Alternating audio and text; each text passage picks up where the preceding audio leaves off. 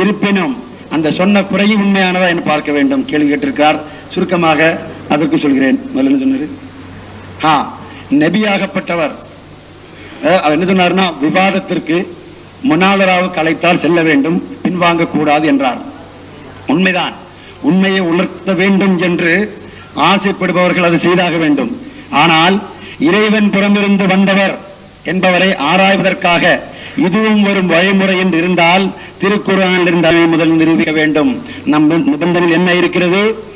எந்த ஒரு அளவுகோலை வைப்பதாயிருந்தாலும் அதனை முதல் திருக்குர்ஆனில் இருந்து சுட்டிக்காட்ட வேண்டும்.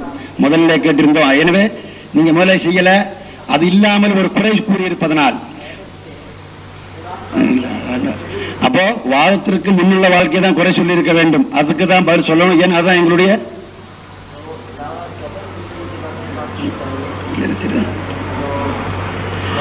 இருப்பினும் அந்த முனாதராவுக்கு அழைத்ததாகவும் செல்லவில்லை என்றும் மழுப்பினார். வேற விளைவில் சொன்னார். அதற்கு திட்டாக எல்லாம் சில வசனங்களை படித்து காட்டினார்.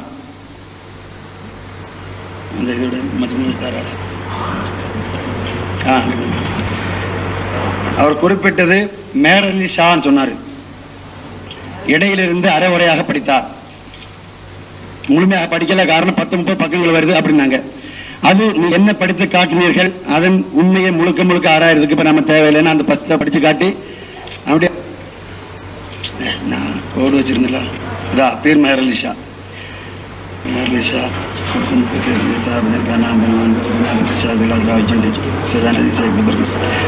இதெல்லாம் எடுத்து 20ஆம் தேதி உள்ளதான்னு எடுத்தோம். ஈஜாதுல் மசி ஈஜாதுல் மசி என்ற இதை பற்றி அந்த புக்கில் இருந்து படிச்சு, இந்த புக்கில் தான் படிச்சு காட்டினீங்க. அவனுடைய ஆரம்பத்தில் படிக்கல. 1900 ஜூலை 20ஆம் நாள் ஹஜ்ரத் மிர்சா குலாம் முஹம்மது அவர்கள் உண்மையையும் பொய்யையும் பிரித்து காட்டுவதற்காக, நல்லா கேளுங்க, சொல்லக்கூடிய விஷயம் படித்துதான் காட்டுறது. இதுல இருந்து இந்த புக்ல இருந்து படிச்சு காட்டுறேன். அதாவது 1900 ஜூலை 20ஆம் நாள் உண்மையும் பொய்யையும் பிரித்து காட்டுவதற்காக லாகூரில் பெரும் கூட்டம் ஒன்று ஏற்பாடு செய்து குர்ஆன் அந்தாதி அதை சீட்டு போட்டு திருக்குர்ஆனின் வசனங்கள் சிலவற்றை தேர்ந்தெடுத்து துஆ செய்து 40 வசனங்களை தேர்ந்தெடுத்து விளக்கத்தை விரிவுரை எழுதுவோம். அதில் திருக்குர்ஆனில் மிகுதியான இறைஞானம் பெற்றிருப்பவர், சிறந்த விரிவுரை எழுதக்கூடியவர், ஃபஸீ பலீக் அரபி में तफसीर लिखने की दावत कबूल की थी. அதாவது அரபு மொழியில் சிறந்த இலக்கியத்தில் எழுதுவதற்கு तफसीर போட்டியிடுவதற்கு ஏற்றுக்கொண்டிருந்தார். लेकिन बगैर इतला दिए लाहौर पहुंचकर मुबासा की शर्त निकालकर उसने लोगों को धोखा दिया कि गोया वो बिलमुकाबिल तफसीर लिखने के लिए तैयार हैं. அதாவது குறிப்பிட்ட நாளில் லாகூரில் சேர்ந்து நம்ம 2 பேரும் திருக்குர்ஆன் குறிப்பிட்ட வசனங்களை தேர்ந்தெடுத்து விரிவுரை எழுதுவோம் சிறந்த அரபு இலக்கியத்தில். அப்படி அழைத்திருக்காங்க. எதுக்காக வேண்டி? உண்மையையும் பொய்யை, யார் உண்மையாளர் பொய்யார் என்று தெரிந்து கொள்வதற்காக.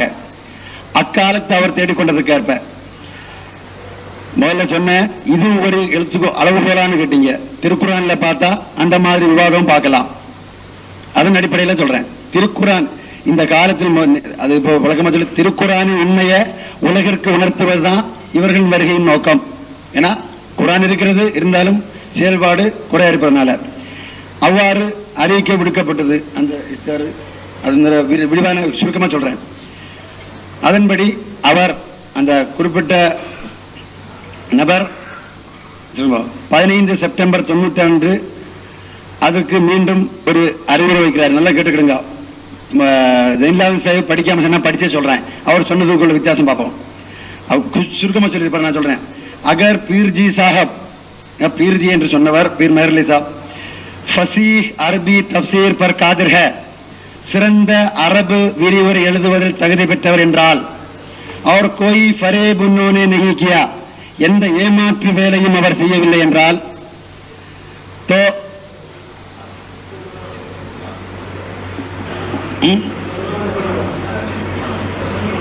अगर पीर जी साहब हकीकत में फसी अरबी तफसीर पर कादिर है, पक्का नंबर 3, இல்ல ஜில்து 18 அது முன்னிலை தான் படிச்சுட்டு வரேன். மூணாவது பக்கம் ஆரம்பத்தில் இருக்கு. अगर पीर जी साहब हकीकत में फंसे अरबी तफसीर पर कादिर हैं और कोई फरेब उन्होंने नहीं किया இந்த ஏமாற்று வேலை செய்யவில்லை என்றால் तो अब भी वही कुदरत उसमें जरूर मौजूद होगी. இப்பொழுதும் அந்த தகுதி அவரிடம் கட்டாயம் இருக்கும். लिहाजा मैं उनको खुदा ताला की कसम देता हूं. எனவே நான் அவருக்கு இறைவன் மேல் ஆணையிட்டார், இறைவன் பேரில் அழைக்கிறேன். और मेरी दरख्वास्त को इस रंग में पूरा करें. என்னுடைய வேண்டுதலை இவ்வகையில் பூர்த்தி செய்ய வேண்டும். मेरे दावी के तकजीब के मुताल्लिक फसीह बलीग अरबी में सूरा फातिहा की तफसीर लिखें. என்னுடைய தாவா, என்னுடைய வாதத்தை பொய்யாக்கும் வகையில் சூரா ஃபாத்திஹாவுக்கு சிறந்த அரபு மொழியில் தஃப்சீர் விரிவுரை எழுத வேண்டும். जो 4 जुज़ से कम न हो, 4 பகுதிகளை குறைந்ததாக இருத்தல் கூடாது. मैं वो सूरा की तफसीर बफज़ल ताला व कुव्वतिही अपने दावे के इस बात के मुताल्लिक फसीह बलीग अरबी में लिखूंगा. அதே சூறாவின் விரிவுரையை என்னுடைய வாதத்துக்கு உண்டாக முறையில் இறைவன் புறமிருந்து உதவியும் ஆற்றலும் பெற்றுவேன். उनकी इजाजत है, அவர்களுக்கு அனுமதி இருக்கிறது. वो इस तफसीर में சரி उन्हें इजाजत है कि इस तफसीर में दुनिया के उलमा से मदद लें. உலகில் உள்ள உலமாக்களிடமிருந்து உதவி பெற்றுக் கொள்ளலாம். அரபு கே புலகா புசாபுலாலே அரபு நாட்டினுடைய சிறந்த அரபு அறிஞர்களை அழைத்துக் கொள்ளலாம். लाहौर और दीगर बिलाद के अरबी दान और प्रोफेसर को भी मदद के लिए तलब करें. லாகூர் மற்றும் எல்லா அரபு நாடுகளில் உள்ள அரபு தெரிஞ்ச ப்ரொஃபசர் எல்லாரையும் உதவிக்காக அழைத்துக் கொள்ளலாம். 15 செப்டம்பர் 1900 70 நாள்களுக்குள் இந்த வேலைக்காக நாம் 2 பேருக்கும் முகலத்து காலக்கெடு அளிக்கப்படுகிறது. एक दिन भी ज्यादा नहीं होगा. ஒரு நாள் கூட மிகாது. अगर बिलमुकाबिल तफसीर लिखने के बाद எனக்கு இதில் தஃப்சீர் எழுதியதற்கு பின்னர் अरब के 3 नामी अदीब उनकी तफसीर को जामे लवाज़िम बलागत और फसागत करार दें. அரபு நாட்டின் புகழ்பெற்ற 3 அறிஞர்கள் அவருடைய தஃப்சீர் தான் இலக்கிய நடைகளுக்கும் திருக்குரான் ஞானங்களாலும் நிறைந்ததென கண்டால் 500 रुपया नकद उनको इनाम दूंगा. 500 ரூபாய் இனாமாக அவருக்கு கொடுப்பேன். அவர் தமாம் अपनी किताबें जला दूंगा. தங்களுடைய அவ்வளவு நூல்களை எழித்து விடுவேன். उनके हाथ में बैत कर लूंगा. அவரின் கையில் பைய செய்து கொள்வேன். அவர் அகர் கசியா பராக்ஸ் நிக்கலா இதற்கு மாற்றமாக இருந்தால், அதாவது அவருடைய இது சிறந்ததாகவும் மேலாக இருக்கவில்லை என்றால் निकला इस मुद्दत तक यानी 70 रोज तक वो कुछ भी नहीं लिख सके, 70 நாள்கள் எதுவும் எழுத முடியவில்லை என்றால் मुझे ऐसे लोगों की बैत लेने की जरूरत नहीं. அப்படிப்பட்டவர்கள் என்னிடம் பையத் செய்ய வேண்டும் என்று எனக்கு தேவையே இல்லை. 4 रुपए की ख्वाहिश துட்டும் தேவையில்லை. सिर्फ वही दिखलाऊंगा, ஒன்றே காட்டுவேன். கைசே உன்னை பீர் கைலாகர் காபரேஷன் ஜூட் போலா பீரண்டு அழைத்துக் கொண்டு வெட்கப்படக்கூடிய தீ உடைத்திருக்கா என்பதை காட்டுவதன் நோக்கமாகும். ஆக இதுதான் அந்த அறிவிப்பு. இதிலிருந்து பி ஜெயலலிதா அவர் படித்த கருத்துக்கும் இந்த கருத்துக்கும் எவ்வளவு வேறுபாடு இருக்கின்றது புரிந்து கொண்டிருப்பீர்கள். இதுக்கு மேல இது பற்றி சொல்ல தேவை இருந்தால் அப்புறம் பேசுவோம். அடுத்து மூசா அலைஹிஸ்ஸலாம் அவர்கள் உயிரோடு இருக்கிறதாக திருக்குரான் இருக்கிறதாக அவர் குறிப்பிட்டார். ஒரு இடத்தை படித்து காட்டினாரு. அந்த படித்து காட்டின ரெண்டா படிப்போம்.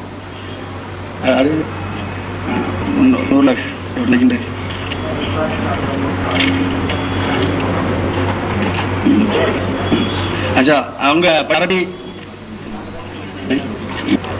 उर्दू माड़ी பாத்தீங்க. इसको पढ़ना क्या ये वही मूसा है. अदा हादा हुवा मूसा अदनर हादा हुवा मूसा फतल्लाहु அல்லது அஷார இலைஹி ஃபீ கிதாபி ஃபத்தல்லாஹி ஈசா அல்லாஹ்வுடைய இளைஞராகிய ஈசா மூசா இவர்தான். இவர் குறித்து அவனுடைய எல்லா அல்லாஹ்வின் நூலில் அவருடைய ஹயாத்து குறித்து எழுதப்பட்டிருக்கிறது. நம்ம மேல அவர் மேல நம்பிக்கை கொள்ளது உயிரோடு இருக்கிறதாக வானத்தில் உயிரோடு இருக்கிறதாகவும் இறக்கவில்லை என்றும் லைஸ மினல் மையீன் தானே இருக்கு. அதுல என்ன ஒரு தர்ஜுமாவில் குறை சொன்னீங்க இருக்கட்டும். அதுக்கு அடுத்த பக்கம் பார்த்துருக்கலாம்.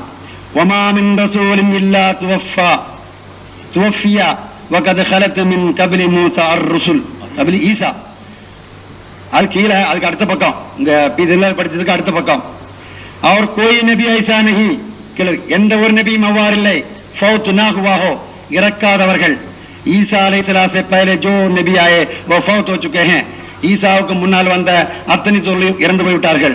எனவே இந்த கொட்டேஷனை படித்து காட்டுவதன் நோக்கம் என்னவென்று தெரிந்து கொள்ள வேண்டும். அடுத்து இந்த ரெண்டுக்கும் உண்மை அங்க ஏன் எழுதப்பட்டிருக்கு? நவுதுபில்லா मसलन जब मौलवियों ने अपने मुंह से इकरार किया कि हमारे नबी सल्लल्लाहु अलैहि वसल्लम नऊजुबिल्लाह मुर्दा हैं मगर ईसा क़यामत तक जिंदा है, மௌலவிமார்கள் தங்களுடைய வாயால் குறிப்பிட்டார்கள் அல்லாஹ் காப்பானாக ரசூலே கிறிஸ்லாசம் இறந்தவர்களும் முர்தா பிணமும் ஈசா கயாமத் வரை வீடு நிற்காது என்று கூறிவிட்ட போது तो वो लोग अहले इस्लाम पर सवार हो गए, அம்மக்கள் கிறிஸ்தவர்கள் இஸ்லாத்தின் மேல் சவார் செய்ய தாக்க ஆரம்பித்து விட்டார்கள். हजारों सादा लोगों को उन्होंने उनकी बातों से गुमराह किया. ஆயிரக்கணக்கான நல்ல மக்களை இந்த பேச்சுக்கள் மூலமாக வழிகெடுத்து விட்டார்கள். और उन बेतमीजों ने ये नहीं समझा, அந்த நேர்மையை கடைபிடிக்காதவர்கள் இதனை உணரவில்லை. அம்பியா தோ சப் ஜிந்தா ஹை என்ற கருத்து சொல்வார்கள். அம்பியா தோ சப் ஜிந்தா ஹை, எல்லா தூதர்களுடன் இருக்கிறார்கள். முர்தா தோ உன்ஹே சே கோய் பி நஹி, அவர்களுள் எவரும் இறந்தவர் இல்லை. மேராஜ் கி ராத், மேராஜ் இரவில் ஹஜ்ரத் ஸல்லல்லாஹு அலைஹி வஸல்லம் को किसी की लाश नजर न आई, எவரின் பிணமும் அங்கே தென்படவில்லை. सब जिंदा थे, எல்லாரும் உயிரிழந்தார்கள். देखिए अल्लाह जल्ल शान अपनी नबी करीम को हजरत मूसा अलैहिस्सलाम की जिंदगी के कुरान करीम में खबर देता है. பாருங்கள், அல்லாஹ் ஜல்ல ஷானா நபி கரீம் ஸல்லல்லாஹு அலைஹி வஸல்லம் அவர்களுக்கு ஹஜரத் மூசா அலைஹிஸ்ஸலாம் அவருடைய வாழ்க்கை குறித்து திருக்குர்ஆனில் செய்தி அறிவிக்கின்றான்.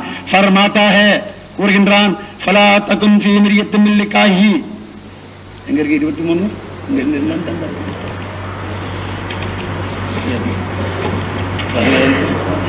இதா அந்த வசனம் ஃபுல்லுங்க படிக்கிறேன். வலக்கத் ஆதைனா மூஸல் கிதாபா, மேலும் நாம் வழங்கினோம் மூசாவுக்கு வேதத்தை. வலா ஃபலா தன் ஃபீ மிரியத்தின் மின் லிகாஹி, அவரை சந்திப்பது குறித்து நீங்கள் ஐயம் கொள்ள வேண்டாம். வஜஅல்நாஹு ஹுதன் லிபனி இஸ்ராயீல், அவர்களை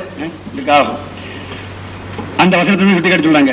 அப்போ எப்படிப்பட்ட और खुदा सल्लल्लाहु अलैहि वसल्लम फौत होने के बाद अपना जिंदा होने जाना और आसमान पर उठाए जाना और रफीक आला को जा मिलना बयान फरमाते हैं.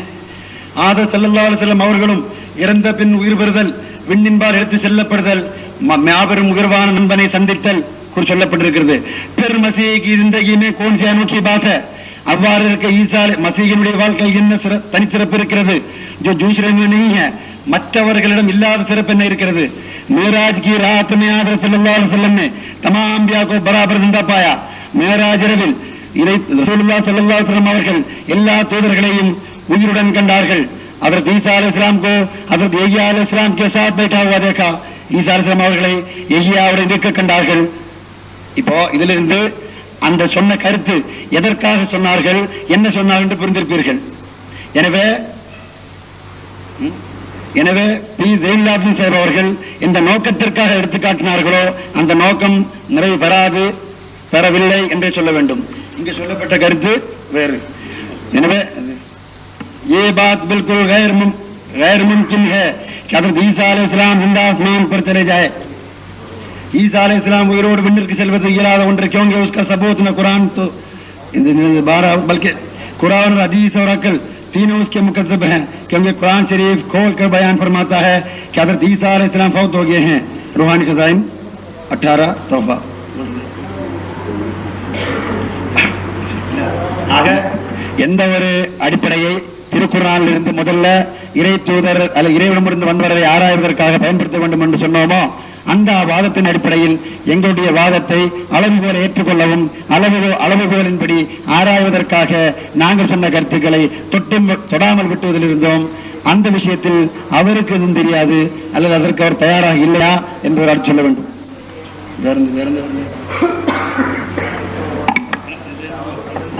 அஸ்ஸலாமு அலைக்கும். மீரா சாஹிபை அவருடைய காலத்தில் உள்ள உலமாக்கள் விவாதத்திற்கு அழைத்த பொழுது அவர்கள் மறுத்துவிட்டு குர்ஆன் கரீமின் தஃசீர் எழுத வேண்டும் என்று அழைத்ததாகவும், இந்த விஷயங்கள் மீராசாவோட கிரந்தத்தில் தான் எங்களால் விளங்க முடிந்தது, நாங்கள் அப்போ இருந்தால் நாங்களும் மீராசாவுக்கு அழைப்பு விடுத்துள்ளோம் என்ற தவணையில் தான் ஜெயினுல் ஆபிதீன் சாஹிப் பேசியிருக்கிறார்கள். ஆனால் ஹஜ்ரத் மஸீஹ் அலைஹிஸ்ஸலாத்து வஸ்ஸலாம் 2 தடவை விவாதம் நடத்தினார்கள், முனாதரா நடத்தினார்கள். இது கவனித்து வர வேண்டும். அன்றைய கால உலமாக்கள் ஹஜ்ரத் மீர்ஸா சாஹிப் அவர்களை விவாதத்திற்கு அழைத்து அவர் மறுத்தார்கள் என்றும் குர்ஆன் கரீமுக்கு தஃப்சீர் செய்வதற்கான அழைப்பை தான் ஏற்றுக்கொள்கிறேன் என்றும் கூறினார்கள். ஆனால் அன்றைய காலத்தில் மிக பெரும் அஹ்லே ஹதீஸ் லீடராக இருந்தார் மௌலானா நசீர் ஹுசைன் தஹ்லவி என்பவருடன் முனாதரா நடத்தினார்கள். அல் ஹக் தஹ்லி என்ற பெயரில் அந்த முனாதராவின் ஃபுல் ரிப்போர்ட், அவர்கள் என்ன வாதமாயிருந்தது, என்ன பதில் கொடுத்தார்கள் என்பதை இந்த புஸ்தகத்தில் எழுதப்பட்டிருக்கின்றது. அதே போன்று அஹ்லே ஹதீஸ் பெரிய லீடர் மௌலானா முகமது ஹுசைன் சாப் பட்டாலவியுடனும் அல் ஹக் முபாஹஸா லுதியானா என்ற பெயரில் முபாஹஸா நடைபெற்றிருந்தது, முனாதரா நடைபெற்றிருந்தது. ஆகவே ஹஜ்ரத் மீர்சா சாஹிபுடைய வாதத்தை எதிர்த்து முனாதராவுக்கும் முபாஹஸாவுக்கும் விவாதத்திற்குமா சேலஞ்ச் விடுத்த பொழுது மீர்சா சாஹிப் மறுத்துவிட்டார்கள் என்ற இந்த வாதம் தவறானது என்று நிரூபிக்கப்படுகின்றது.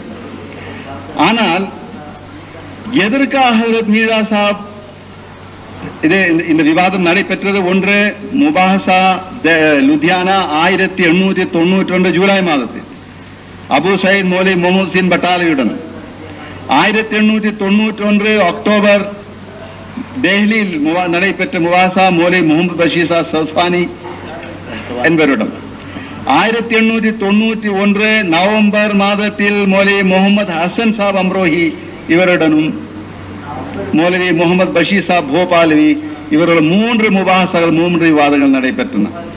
ஆனால் இந்த ஒவ்வொரு விவாதத்திற்கு பெரும் அங்கு பல்வேறு குழப்பங்களும் தான் விளைவிக்கப்பட்டிருக்கின்றன. அஹ்மதியா ஜமாத்தின் அனுபவத்திலும் இதுதான் நம்மால் பார்க்க முடிந்தது. எங்கெல்லாம் முனாதரா நடைபெற்று அதில் எதிர்த்தரப்பினர்களுக்கு தோல்வி கிடைக்கும் ஒரு நிலைமை ஏற்படுகின்றதோ அப்பொழுது அங்கு பயங்கரமான குழப்பங்கள் விளைவித்ததாக என்னுடைய அனுபவத்தில் கூடியிருக்கின்றது. 1963 யாதியில் நடைபெற்ற முனாதருக்கு முபாஹஸாவுக்கு பிறகு நடைபெற்ற சம்பவம் எனக்கு நன்றாக தெரியும். அதன் காரணமாக மீர்சா சாஹிப் அவர்கள் கூறினார்கள், இனிமேல் இவர்களுடன் எந்த விதமான விவாதத்துக்கும் தயாரில்லை. ஆனால் ஒன்று, என் பெருமானார் ஸல்லல்லாஹு அலைஹி வஸல்லம் அவர்களுடைய தாசனாக நான் வந்திருக்கின்றேன். என் பெருமானார் ஸல்லல்லாஹு அலைஹி வஸல்லம் அவர்கள் ஒரு சேலஞ்ச் விடுத்தார்கள் திருக்குர்ஆனை பற்றி, அல்லாஹ்வுடைய கட்டளையின் அடிப்படையில். ஃபாத்து பி சூரத்தின் மின் மிஸ்லிஹி இன் குன்தும் சாதிகீன், நான் இறைவன் புறம் இருந்து வந்தவன் அல்ல என்று நீங்கள் கருதுகின்றீர்கள் என்றால், உங்களுடைய இந்த வாதத்தில் போய் மெய் இருக்கின்றது என்றால், இந்த குர்ஆன் என்னால் நான் உண்டு பண்ணதல்ல, எனக்கு இல்ஹாம் வஹி மூலமாக கிடைக்கப்பட்டது என்ற என்னுடைய அந்த வாதத்திற்கு சான்றாக நான் கூறுகின்றேன், ஒரு சேலஞ்ச் விடுகின்றேன். அல்லாஹ்வுடைய கட்டளை பெருமாள் ரசூலுல்லாஹ் சொன்னார்கள், ஃபாத்து பி சூரத்தின் மின் மிஸ்லிஹி இன் குன்தும் சாதிகீன். அதே போன்று மீர்சா சாஹிப் ரசூல் கரீம் ஸல்லல்லாஹு அலைஹி வஸல்லம் அவர்களுடைய ஊழியனாக வந்து திருக்குர்ஆனின் ஊழியராக வந்திருக்கின்றார்கள். எவ்வாறு ரசூல் ஸல்லல்லாஹு அலைஹி வஸல்லம் ஃபாத்து பி சூரத்தின் மின் மிஸ்லி என்று சேலஞ்ச் விடுத்தார்களோ அவ்வாறே இஸ்லாத்தின் ஊழியராக திருக்குர்ஆனின் ஊழியராக வந்திருக்கும் மீர்சா சாஹிப் அவர்கள் திருக்குர்ஆனின் தஃப்சீருக்கான சேலஞ்ச் விடுத்துள்ளார்கள். உம்மி ரசூல் முஹம்மது முஸ்தபா ஸல்லல்லாஹு அலைஹி வஸல்லம் ஜாவாமியுல் கலாம் என்ற திருக்குர்ஆனின் இந்த மகத்துவமிக்க இந்த திருக்குர்ஆனின் ஆயத்துகளை போன்ற 10 ஆயத்துகள் கொண்டு வர வேண்டும் என்று சேலஞ்ச் விடுத்ததை போன்று திருக்குர்ஆனின் தஃப்சீர் செய்வதற்கான சேலஞ்சை வாக்களிக்கப்பட்ட மசீர் விடுத்தார்கள். அதற்கு பிறகு தமது 88 புத்தகங்களில் ஏராளம் இந்த ஆயத்துக்கு விளக்கம் தந்துள்ளார்கள். இந்த தஃப்சீரின் சேலஞ்ச் ஹஜ்ரத் மீர்சா சாஹிபுடைய காலத்தில் எந்த ஆலிம் சாஹிப் ஏற்றுக்கொள்ளவில்லை.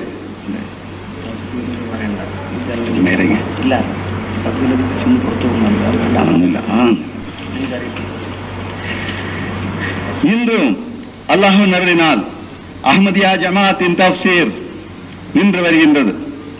எந்த ஒரு ஆயத்திற்கு தஃப்சீரும் ரசூல் கரீம் ஸல்லல்லாஹு அலைஹி வஸல்லமுக்கு காட்டித் தந்த தஃப்சீருக்கு விரோதமாக மாற்றமானதாக இல்லை.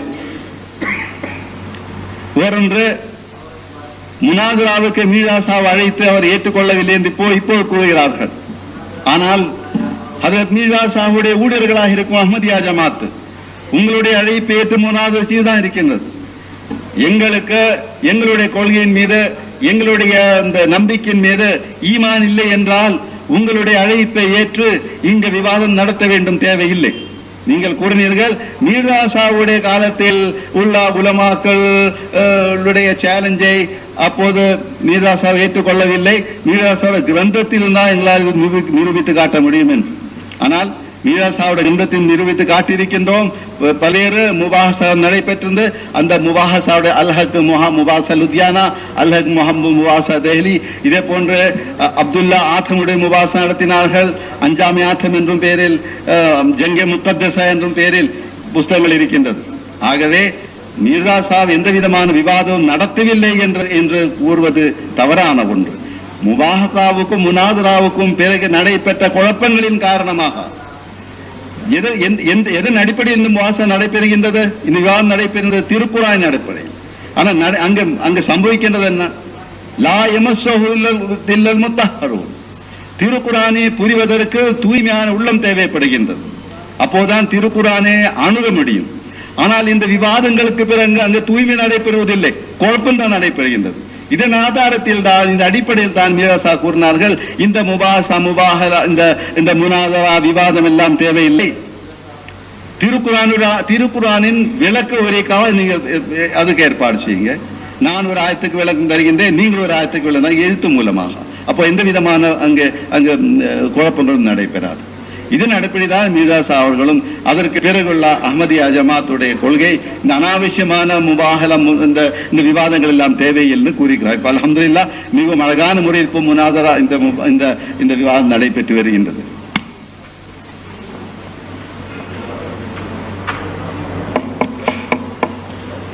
அன்பிற்குரிய சகோதரர்களே, நீங்கள் மிக கவனமாக கேட்க வேண்டும். ஆரம்பத்தில் மௌலவி அய்யூப் சாஹிப் அவர்கள் ஒரு விசித்திரமான ஒரு வாதத்தை எடுத்து வச்சாங்க. அதாவது முன்னுள்ள வாழ்க்கையை தான் பார்க்கணுமா, பின்னுள்ள வாழ்க்கையை பார்க்க கூடாதான். முன்னுள்ள வாழ்க்கையை காட்டி பின்னுள்ள வாழ்க்கை அதை விட பரிசுத்தமா இருக்கணுங்கிறது தான் சொல்லப்படுது.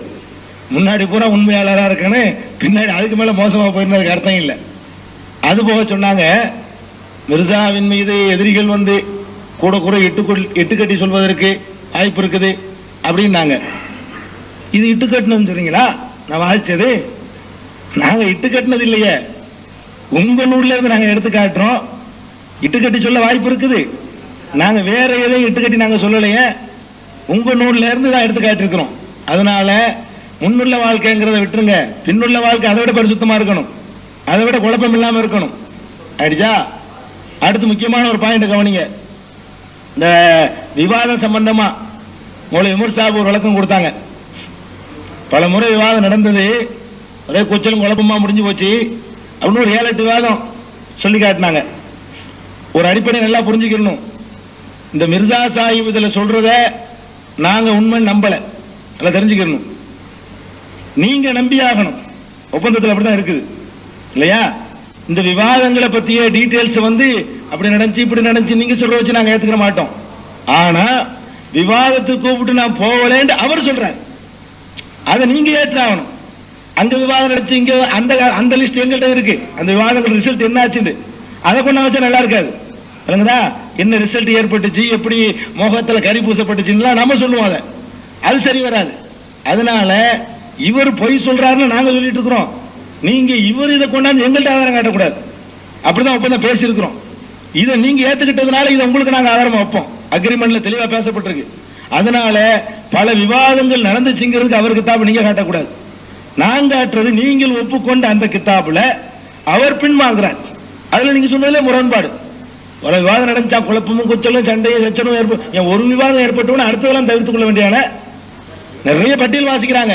என் ஒண்ணுலயே கூச்ச குழப்பம் ஏற்பட்டு போச்சுல, மறைய இன்னொரு 7-8 நடந்துச்சுன்னு ஒரு அல்ல ரசூல் ஸல்லல்லாஹு அலைஹி சொல்றாங்களா இல்லையா? ஹதீஸ் அடிப்படையில் லா யுல்தகுல் மூமினு ஃபீ ஹுஜ்ரின் வாஹிதின் மர்ரத்தைன். எந்த மூமின் 2 தடவை கொட்டுப்பட மாட்டான். ஒரு தடவை ஒரு மூமினா தான் தெரிஞ்சிருக்கனே, ஒரு தடவை கொட்டுப்பட்ட உடனே மீதி உள்ள 7ஐயும் தவிர்த்திருக்க வேண்டியான. இதெல்லாம் சும்மா அவங்க எழுதி வச்சுக்கிட்டது, இது அறியாமலே வாக்குமூலம். ஏன்னு கேட்டா அந்த தரப்புல உள்ள அகலாதீஸ் ஆட்கள் போட்டதெல்லாம் எடுத்து பாத்தீங்கன்னா அந்த வாதங்களை எல்லாம் தெளிவுபடுத்தி அவங்க எழுதிருக்காங்க. அது கொண்டாந்து வைக்க கூட நீங்க வைக்க கூடாது, இதெல்லாம் நீங்க வைக்க கூடாதுன்னு சொல்லி இருக்கிறேன். இந்த விவாதங்கள் நடந்துச்சு அப்படி அதெல்லாம் நீங்க சொல்ல முடியாது, நாங்களும் சொல்ல முடியும். அக்ரிமெண்ட் பிரகாரம் அவரை பரிசீலிக்கிறதுக்கு அவர் நூல்களை இட போடுறதுக்கு எங்களுக்கு தான் ரைட் இருக்கு. நீங்க பக்தியில பாப்பீங்க இல்லையா? அதனால இந்த விவாதம் நடந்துக்கிட்டு நீங்களே ஒரு மூவினுடைய அளவுகள் அவர் மாறி இருக்காருன்னு ஒத்துக்கிட்டீங்க. அடுத்து சொல்றீங்க விவாதங்கிறது மௌலவி அய்யூப் சாஹிப் சொல்றாரு, விவாதங்கிறது ரசூல் ஸல்லல்லாஹு அலைஹி காலத்தில் இப்படி ஒரு அளவுகள் கிடையாது, உங்க அளவுகளை சொல்றீங்க. உமர் சாஹிப் சொல்றாரு 7-8 நடந்துச்சு. புரியுதா உங்களுக்கு? சொல்லலன்னா ரெக்கார்ட் இருக்கு, சொல்லலன்னா ரிஜிஸ்டர் பண்ணுங்க. நீங்க சொன்னீங்க அதான் குர்ஆன்ல இப்படி உரசி பார்க்கத்தான் அல்ல அளவுகளை சொல்றானே தவிர நீங்க சொல்லக்கூடிய அளவுகளை நீ காட்டணும்னாரு. நல்லா தெரிஞ்சுக்கிறேன். அடுத்தது எடுத்து வைக்கிறனால சுருக்க சுருக்கமா போயிட்டு இருக்கிறேன். இந்த ஒரு வாரத்தில் நீங்க புரிஞ்சுக்கிறீங்க. அவர்கள் உண்மையான அப்படி இருந்தா ஒரு விவாதத்துல சண்டை நடந்தவன தகராறு நடந்தவன அடுத்த எல்லாத்தையும் தவிர்த்திருக்கணும். 9க்கு போனாராம். இன்னொன்னு நீங்க கவனிக்கணும், 9 போனது உண்மையான ஒரு பேச்சுக்கு ஒத்துக்கிட்டா கூட சில ஆட்கள் சிலர்கிட்ட விவாதத்துக்கு போவாங்க, சிலர்கிட்ட போக மாட்டாங்க. இருக்கிறவங்க சொங்கியாருன்னு அவன்கிட்ட போயிடுவாங்க. கொஞ்சம் ஒரு உதாரணத்துக்கு சொல்றேன், இன்னொருத்தன் போக மாட்டாங்க. மெஹரலி கூப்பிடும்போது போகலாம், அதான் விஷயம். அது அவர் சொல்றாரு. நாங்க என்னதுமா நான் அவற்றை யார்கிட்ட பண்ணிடலாம், சிலர்கிட்ட பண்ண முடியாது, சிலர்கிட்ட உள்ள இல்ம பொறுத்து பண்ண முடியாது. நல்லா கவனிக்கணும், லாஜிக்கான சொல்லல. அவர் தன்னுடைய வாக்கு மூலத்தில் சொல்றாரு நான் தயார் இல்லைன்னு சொல்லி. அவர் அய்யூப் சாஹிப் அதுக்கு கவுண்டர் கொடுக்கிறாரு. நீங்க ஆரம்பத்தில இருந்து படிக்கல. என்ன ஆரம்பத்தில் படிக்கிறீங்க? முன்னுரையில சம்சுதீன் ஒருத்தர் எழுதி வச்சு நீங்க படிச்சீங்க அதுங்களா? அது கீழே சம்சுதீன் கீழே போட்டு கடைசியா நான் மிர்சாவுடைய அரபி மூலத்தில் நான் படிச்சேன். நான் மிர்சாவுடைய நான் படிச்சிருக்கிறேன். முன்னாடியே விட்டுட்டு சொல்லிட்டு உருதுக்கு போறாரு. அது உருது அரபில் உள்ள முதல் பக்கத்தில் ஒரு முன்னுரை கொடுக்க மாட்டாங்க புக்குல, அதை எடுத்துட்டு படிக்கிறார். நீங்க விட்டீர்கள் முன்னாடி என்ன விட்டுட்டீங்க? அதுதான் பக்கத்தை கேட்டேன். எடுத்த எடுப்புல சொல்லுவாங்க இதை படிக்கிறாரு. முன்னுரையில் அதை சொல்லுவாங்க இல்லைங்க, அதை சொல்றாரு. நான் படிச்சது இதான் அந்த புக்கு. இதுல என்னத்தை முன்னாடி விட்டுட்டேன்? இங்கதான் ஆரம்பிக்குது, இவ்வளவு பக்கத்துக்கு பிறகு இங்கதான் ஆரம்பிக்குது.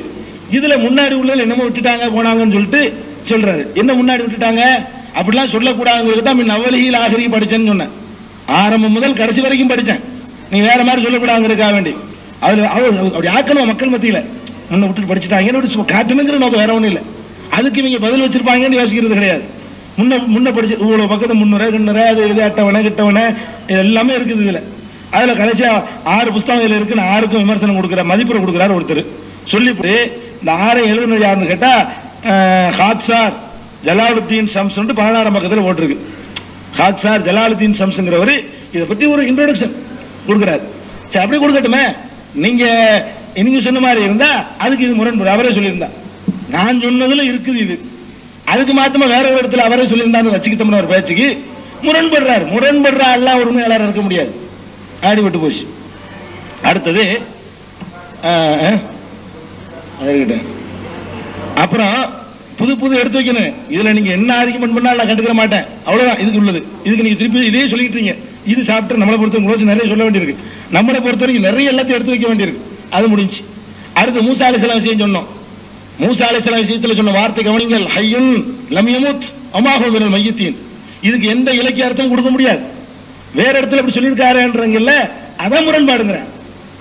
ஒரு இறை தூதர் இறைவனுடைய நபி முரண்பட மாட்டார். வேற இடத்தில் மூசா பத்தி சொல்லுறாங்க, பாயிண்ட் வர்றாங்க. மூசா அலைஹிஸ்ஸலாத்தை பத்தி இப்படி வேற இடத்துல சொன்னாரு, சொல்லட்டுமே. நாங்களே சொன்னோம், எப்படி சொன்னாலும் அவர் முரண்பட்டாருங்கிறது உண்மை. என்கிட்ட இதுல 2 அர்த்தம் செய்ய இயலாது. ஹய்யுன், ஹய்யின்னா ஆத்மீகமான ஹய்யி அப்படின்னா லம் யமுத். நீங்க வாதிச்சிருக்கீங்க முன்னாடி அஹ்யா அம்வாத்து மட்டும் சொல்லல, கைரு அஹ்யாயின் 2 சேர்த்து சொல்றான் அல்லாஹ். மையத்தானவர்கள் உயிரோடு உள்ளவர்கள் இல்லை. இவர் 3 சொல்றாரு. அல்லாஹ் 2 சொல்றதுனால சந்தேகம் இல்லாம மௌத்துன்னு அர்த்தமா குர்ஆன்ல வாதிச்சிருக்கிறார்கள் முன்னாடி.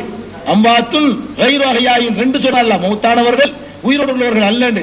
கண்டிப்பா இது மௌத்து தான் அர்த்தம், வேற அர்த்தமே கிடையாது அப்படின்னு சொன்னீங்களே. மிர்சா சாஹிப் 3 சொல்றாரு. ஹய்யுன் உயிரோடு இருக்கிறார், லம் யமுத் மௌத்தாகவில்லை, வமா ஹுவ மினல் மய்யித்தீன் மய்யித்துகளில் ஒருவர் இல்லை. 3 சொல்லும்போது கண்டிப்பா மையத்து தான் அர்த்தம், உசுர் தான் அர்த்தம்.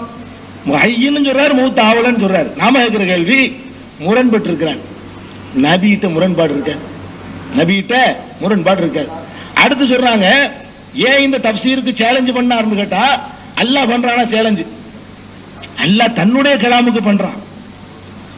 அல்லாஹ் தன்னுடைய அப்ப குர்ஆன், அதாவது நோக்கம் நான் என்ன நபி மிஸ்ரி நபி லில்லி நபி சும்மா சொல்றது நோக்கம் என்ன? குர்ஆனுக்கு நிகராக ஒவ்வொரு எழுதின வார்த்தைகளை கொண்டு வரணுங்கிறதும், முகமது ஸல்லல்லாஹு அலைஹி வஸல்லத்துக்கு மேலாக இவரை கொண்டு வரணும் திட்டம். அதுக்கு முன்னாடி விளக்குவேன்.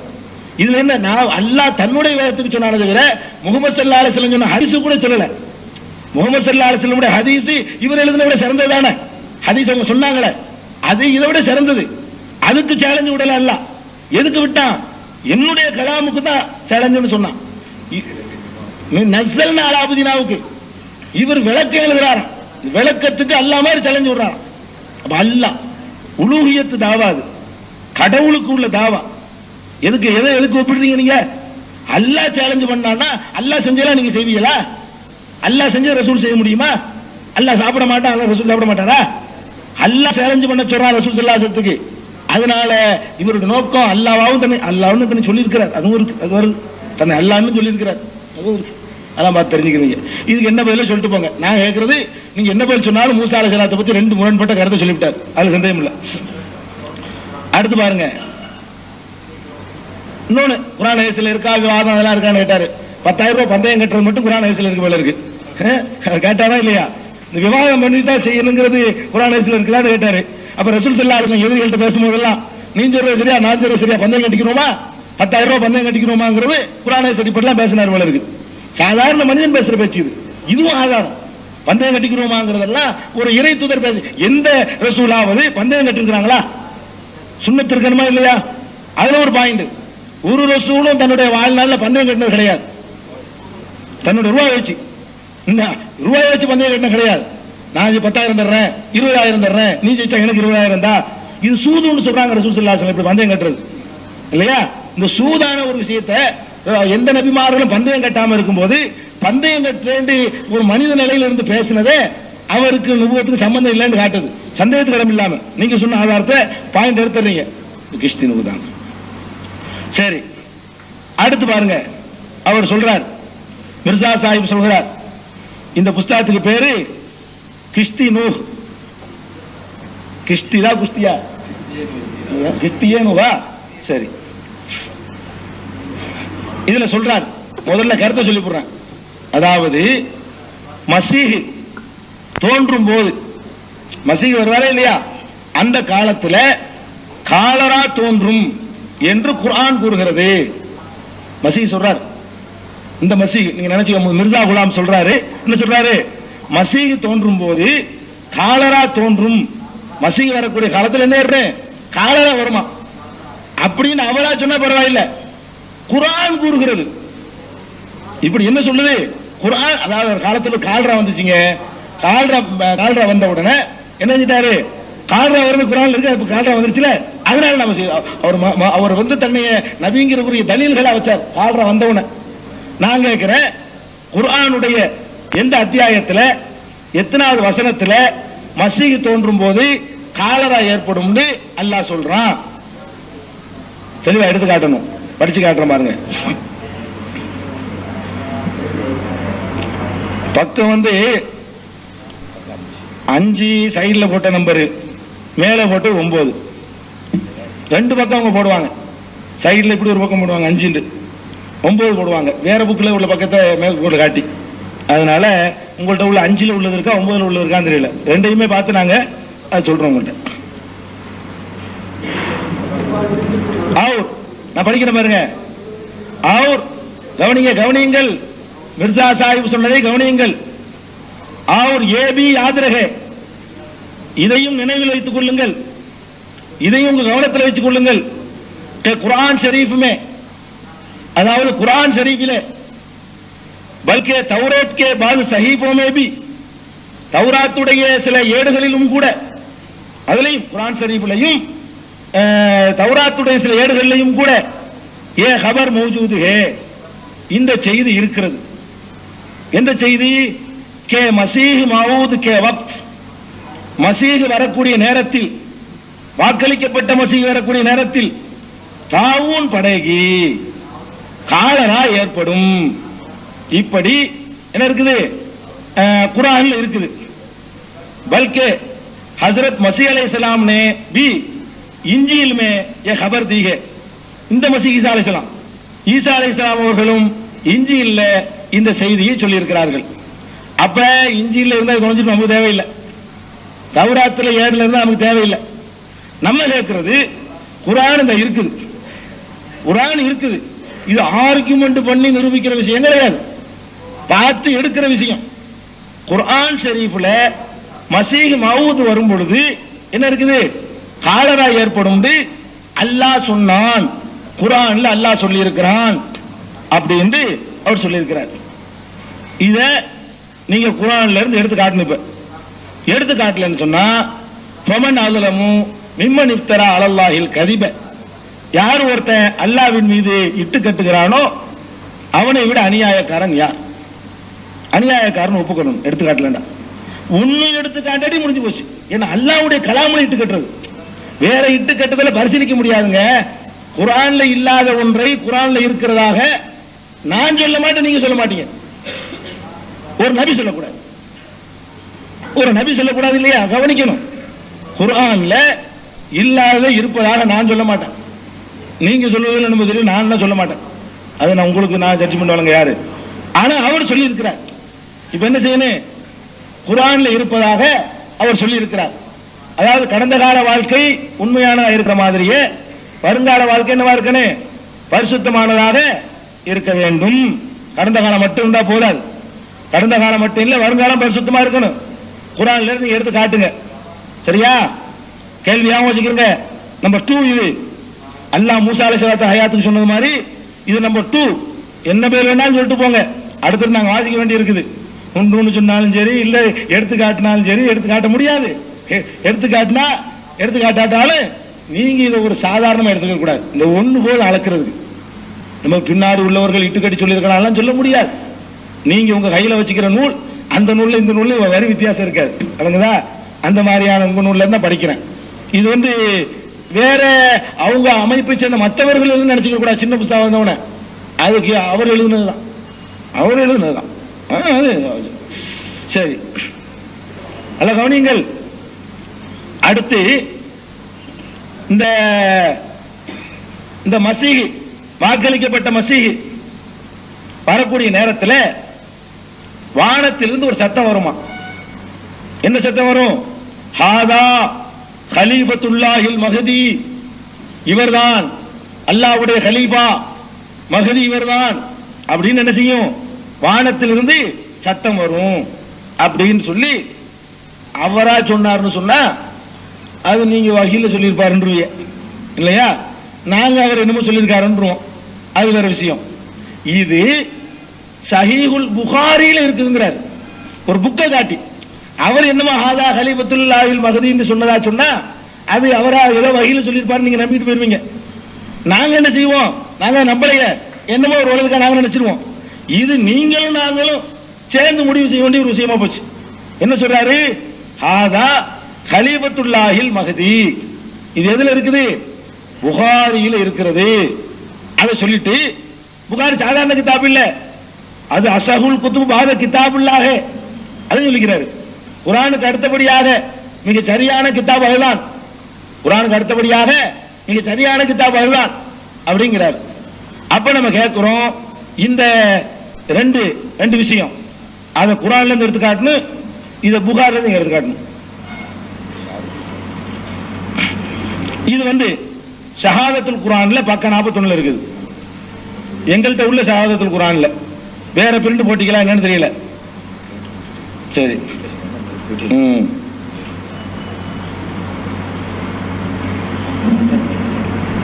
मसलन सही बुखारी की वो हदीस है जिनमें आखिरी जमाने में बाज खलीफों की निस्बत खबर दी गई है.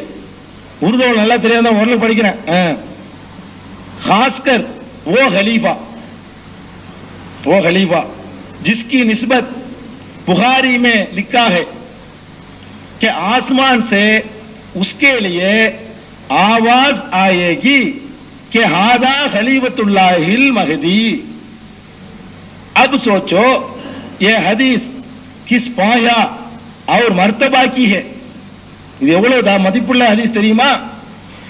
जो ऐसी किताब में दर्ज है जो असहुल कुतुबी बाद किताबिल्लाह है அப்படின்னு சொல்றாரு. அதனால இதுக்கு நீங்க என்ன செய்யணும்? இதுக்கு பதில் எடுத்து காட்டணும். நீங்க புகாரில இருந்து எடுத்து காட்டணும், விளக்கம்லாம் வேணாம். கலிபத்துல்லாஹில் மாதிரி சொல்லுமா சொல்லாதான்னு எங்களுக்கு வேண்டியதில்லை. இவரு உலகத்துல மக்களுக்கு எல்லாம் தெரிஞ்ச ஒரு புஸ்தகத்துல இப்படி இருக்குன்னு சொல்றாரு. அல்லாஹ்வுடைய கலாம்ல இருக்குன்னு சொல்றாரு. அப்ப அல்லாஹ்வுடைய கலாம்ல இருக்கிறது அல்லாஹ்வுடைய கலாம்ல இருந்து எடுத்து காட்டுற பெரிய கஷ்டமே கிடையாது. நீங்க ஈஸியா ஒரு எடுத்து காட்டினாலே போதும், இந்த ஆளுக்கு படிச்சு காட்டி போடுங்க, முடிஞ்சு போச்சு கதை. அப்ப ஒரு ஹதீஸ் இருக்குது, மன் கதப அலைய முத்தாமிதன் பள்ளியத்தபாவ மக்காதவும் என்னன்னார். யார் என் பேர்ல இட்டு கட்டி ஒன்றை சொல்கிறானோ அவன் நரகத்தை தனது தங்குமிடமாக ஆக்கி கொள்ளட்டும் அப்படின்னு இருக்கு. இந்த ரெண்டுக்கு நீங்க பதில் சொல்வதற்காக வேண்டி என்னுடைய 10 நிமிஷத்தையும் எடுத்துக்கிறேங்க. சொல்லணும்ல, சொல்லுங்க பதில். குர்ஆன்ல இருந்து அதை எடுத்து காட்டுங்க, புகார்ல இருந்து எடுத்து காட்டுங்க. சொல்லுங்க.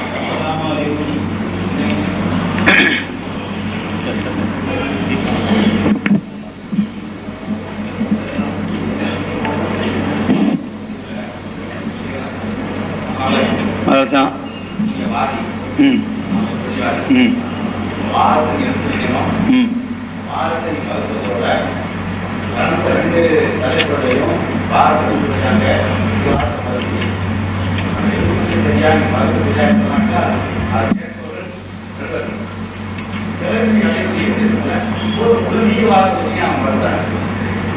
இல்ல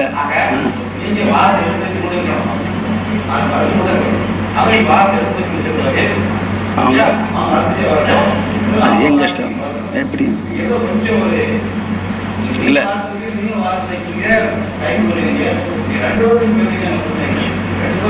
நான் பாத்துக்கிறேன். விட்டுருங்க, ஆரம்பிக்கலாமா? அஸ்ஸலாமு அலைக்கும்.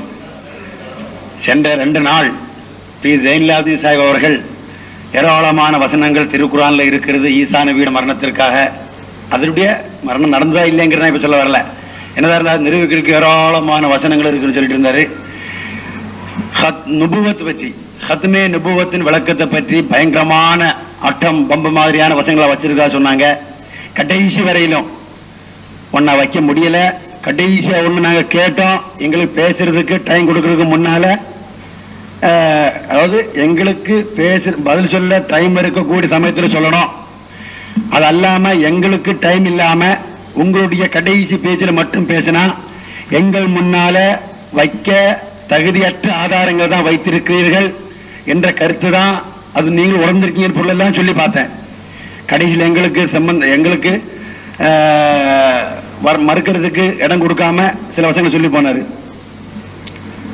இப்ப நான் எதுக்கு சொல்றேன்னா, நான் நினைச்சேன் திருக்குர்ஆனோட அவருக்கு தொடர்பு இருக்கும், பற்று இருக்கும், திருக்குர்ஆன் தெரியும் நினைச்சேன். தெரியாது உணர்ந்து திருக்குர்ஆன்ல இருந்து ஒரு ஆதாரத்தை வைக்கிறேன், தொட முடியல. அது திருக்குர்ஆன் தூயது, லா யமஸ்ஸுஹு இல்லல் முத்தஹ்ஹரு. என்ன சொன்னோம்? திருக்குர்ஆன்ல இருந்து ஒரு அளவுகோல வச்சோம். முதல்ல ஏற்றுக்கொண்டீங்க, இப்போ ஏற்றுக்கொள்றீங்க. அதாவது இறைவன் புறமிருந்து வந்தவர் என்று வாதிடுபவரின் வாதத்திற்கு முன்னுள்ள வாழ்க்கை தூய்மையாக இருத்தல் என்பது அவருடைய உண்மை ஆராய்வதற்காக அளவுகோல் என இறைவன் கூறுகின்றான். ஆனால் அதை ஏற்றுக்கொள்ளும் ஜெயின்லாப்தீன் சாஹிப் அவர்கள் அதற்கு மேல் இன்னொரு நிபந்தனை போடுகிறார். என்னது? வாதத்திற்கு பின்னர் சுத்தமா இருக்கணுமே. வாதி யார், பிரதிவாதி யார்? நான் கேட்ட கேள்விக்கு பதில் சொல்ல முடியவில்லை என்றால் அது இல்லை என்ற அர்த்தம். சென்ற இதெல்லாம் அப்படிதான் நடந்திருக்கு. இது 2வது முறை மீண்டும் மறுத்து கேட்கிறேன். திருக்குர்ஆனின் அளவுகளின்படி ஹஜ்ரத் மிர்சா குலாம் அஹ்மத் அவருடைய வாதத்திற்கு சான்றாக நாங்கள் திருக்குர்ஆனில் இருந்து வைத்த ஆதாரத்தை தொட்டு பார்க்க முடியாத. தொடர்ந்து பேசணுமா? கேட்கலாம், நல்லா கேளுங்க. என்ன கேட்டேன்? திருக்குர்ஆன் என்ன சொல்கிறது? ஃபகது லபிஸ்து ஃபீக்கும் உம்ரன் மின் கபிலிஹி அஃபலா தாகிலூன்.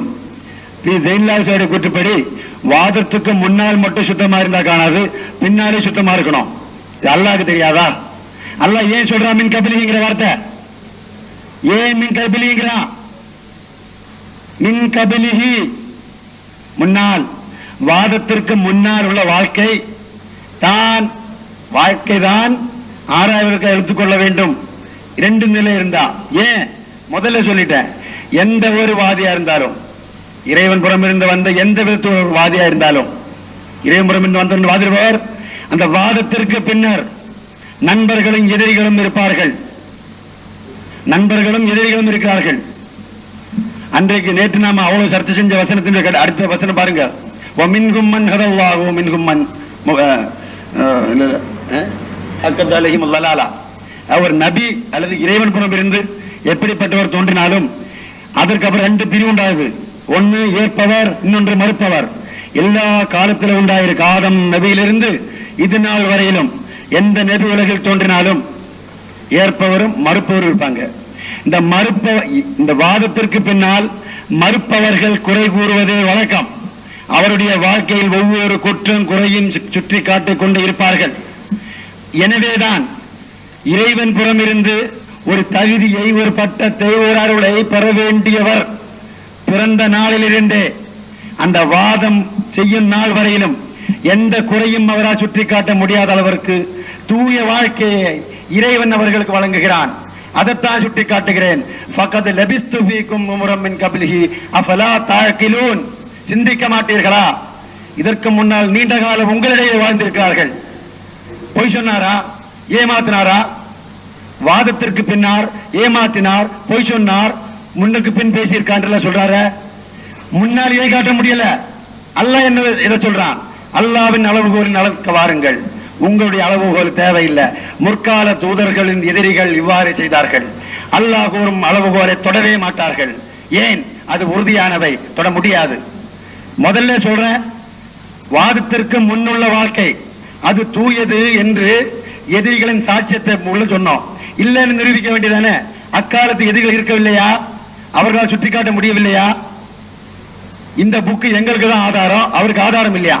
இந்த புக்கை நம்ம யார் சொல்றோம்? சொல்லலையே. அதுதான் சொல்றோம். இந்த புக் எல்லாம் வாதத்துக்கு பின்னால் உள்ளது, வாதத்துக்கு அப்புறம் உள்ளது. வாதத்துக்கு முன்னால் உள்ளதான் நம்ப முடியும். உங்களுக்கு, எங்களுக்கு இல்ல. எங்களுக்கு எல்லாம் ஒண்ணுதான். ஆனா வாதத்திற்கு முன்னால் உள்ள வாழ்க்கையினுடைய தூய்மை, குற்றம் குறை குறித்து சுட்டிக்காட்ட முடிந்தால் பேசுங்கள். இல்லாவிட்டால் அதற்கு பின்னுள்ள விஷயங்களை பேசுவதாயிருந்தால் திருக்குரானில் அல்லாஹ் கூறும் அல்லாஹ் தரும் அளவுகோலை மீறி பேசுவது என்று வழக்கம் என்று பொருத்தம் கருத்து. ஏன்னா வாதத்திற்கு பின்னால் நபி குறித்து, இறைவன் புறம் இருந்து அனுப்பப்பட்டவர் குறித்து குற்றம் குறைகள் கூறுவது எல்லா காலத்து நபிமாரின் எதிரிகளின் வழக்கம். இன்று நீங்கள் அவரின் உண்மையாளர் இல்லை என்று நம்புகிறீர்கள். முற்கால தூதர்களின் எதிரிகள் எதை செய்தார்களோ அதைத்தான் செய்கிறீர்கள். முடிந்தால் முன்னால் உள்ள வாழ்க்கையை காட்டுங்கள். அந்த வாழ்க்கையை குறை சொல்ல முடியுமா? அன்று யாரும் வாழவில்லையா உலகில? ஏன் முடியல? முடியாது. இறைவன் அனுப்பப்பட்டவர். எனவே திருக்குரானின் அளவுகோலாகிய வாதத்திற்கு முன்னுள்ள வாழ்க்கை தூயதாக இருக்க வேண்டும் என்பது உண்மை என்றும், அந்த அளவுகோல் உண்மையானது என்றும், அவ்வாறு அவர்கள் வாழ்க்கை தூய்மையாக இருந்தது என்றும் அவர்கள் ஏற்றுக்கொள்கிறார்கள். மீண்டும் அவருக்கு நன்றி தெரிவிக்கின்றேன். அத்துடன் நபிமார்களின் எதிரிகளை, அக்காலத்து எதிரிகள், ஒவ்வொரு நபியும் எதிரிகளும் வாதத்திற்கு பின்னுள்ள வாழ்க்கை குறித்து குற்றமும் குறையும் கூறுவது போல் கூறிக்கொண்டிருக்கும் இவர், அவர் உண்மையாளர் என்று உறுதிப்படுத்துகிறார். இரண்டாவது விஷயம், ஒன்று வாதத்திற்கு முன்னுள்ள தூய வாழ்க்கையை தொட முடியாமை. 2 வாதத்திற்கு பின்னுள்ள வாழ்க்கையை எக்கால தூதர்களின் எதிரிகளும் குற்றச்சாட்டிற்கு குறியாக்குவது போல் ஆக்கிக் கொண்டிருப்பது அவர் நபி என்பதற்கு இரண்டாவது சான்று. இருந்தும் கூட ஒரு ஆதாரத்தை காட்டினேன். இருந்தாலும் அதாவது முதல்ல இல்லா சாஹிப் வச்சிருக்காரு, ஒரு விவாதத்துக்கு அழைத்து ஓடி போனார்னு. இரண்டாவது ஐயூப் சாஹிப் சொன்னா விவாதம் தேவையில்லையா? சரி, அதாவது நபியாகப்பட்டவர்கள் அல்லாஹ் இருந்து வந்தவங்க விவாதத்துக்கு முன்னாதரா கொண்டும் போற பழக்கம் கிடையாது. அப்படி ஒன்னு அல்லாஹ் சொல்லி இருக்காரு வார்த்தை முதல்ல கேட்டேன். அப்புறம் நான் சொன்னேன், திருக்குரான்ல நபிமார்கள் முன்னாதரா செய்தவர் கருத்து பரிமாற்றல் இப்படி வாதத்தா குரான்ல இருக்குன்னு உடனே எடுத்து சொல்லியிருக்கேன். ஒரு சில நபி குறித்து மற்றவங்களுடைய காலத்து மக்களோட வாதம் பண்ணிருக்காங்க, இல்லைன்னு சொல்லல. அத மாதிரி வாதம் பண்ணதையும் காட்டினாங்க. அவருக்கு ஆதாரம் இல்லையா? வேண்டாம். ஏன்? முன்னால் உள்ளதை பாருங்களேன்.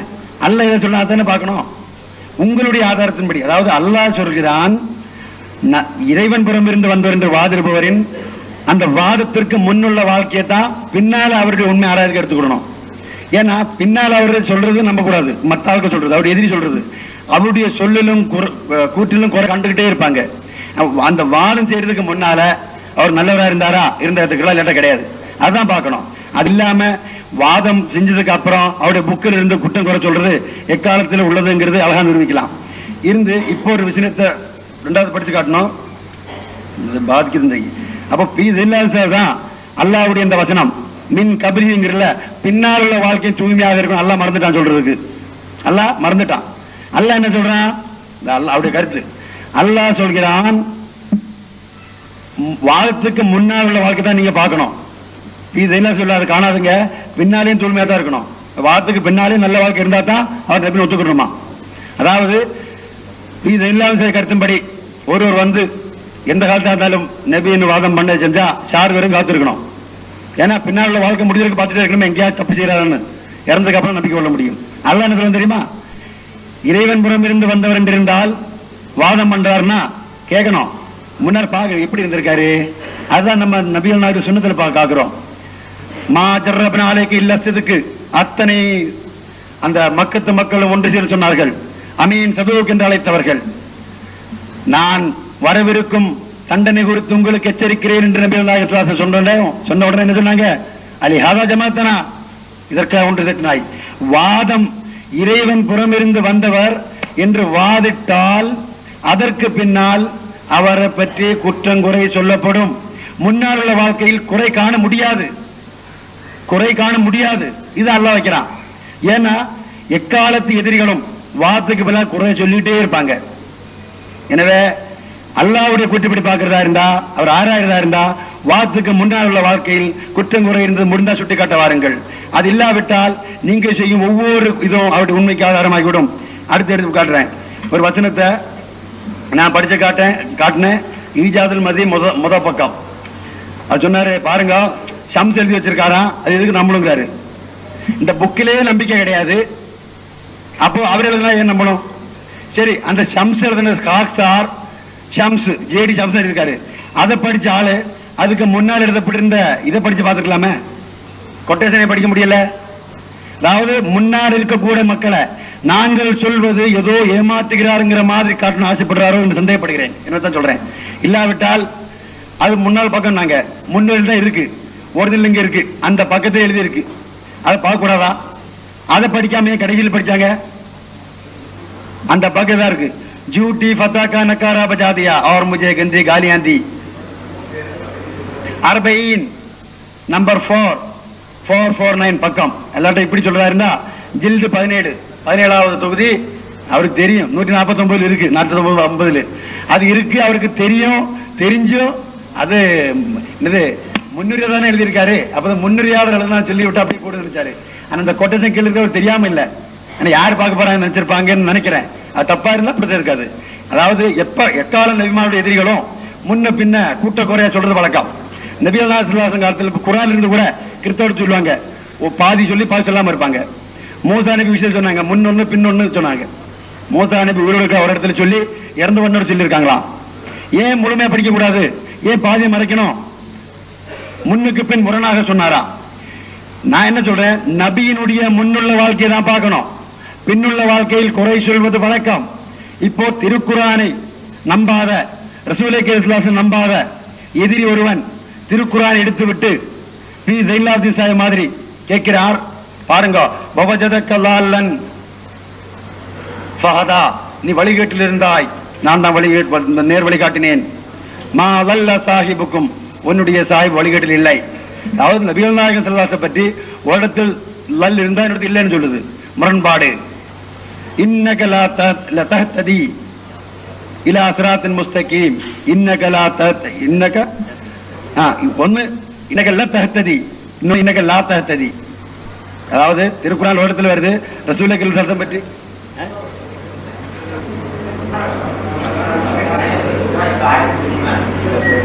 வசன நம்பர் போடல. வவஜதக லால்லன் ஃபஹதா, தெரியும். மா லல்ல சாஹிபுக்கும் வமா கவா, வசனம் பண்ண எடுத்து பார்க்கணும், இன்னொரு நம்பர் போடல சொல்லுது, முரண்பாடு. இன்னக லா தஹ்ததி இலா சிராத்தின் முஸ்தகீம், இன்னக லா இன்னக ஒன்னு இன்னக லா தஹ்ததி, இன்னொன்னு இன்னக லா தஹ்ததி. அதாவது திருக்குறான் ஒரு இடத்துல வருது ரசூலுல்லாஹி சல்லம் பற்றி.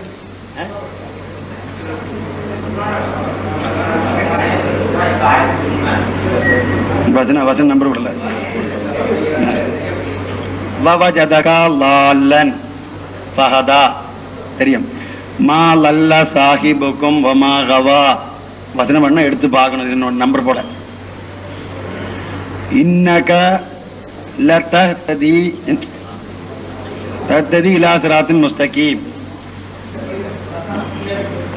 லதஹ்ததி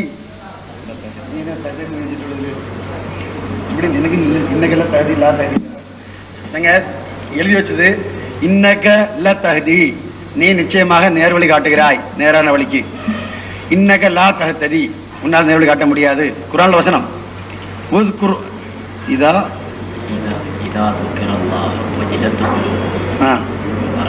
இதா துக்கிரல்லாஹ வஜிலத்து குலூபுன்னு ஒரு இடத்துல, அலா பி ஸிக்ரில்லாஹி தத்மஇன்னுல் குலூப்னு இன்னொரு இடத்துல.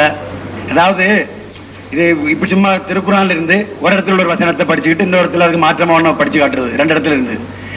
இது எதுக்காக சொல்றேன்னா திருக்குறான்ல முரண்பாடுங்கிறதெல்லாம் காட்டுறதுன்னு நினைக்க வேண்டாம்.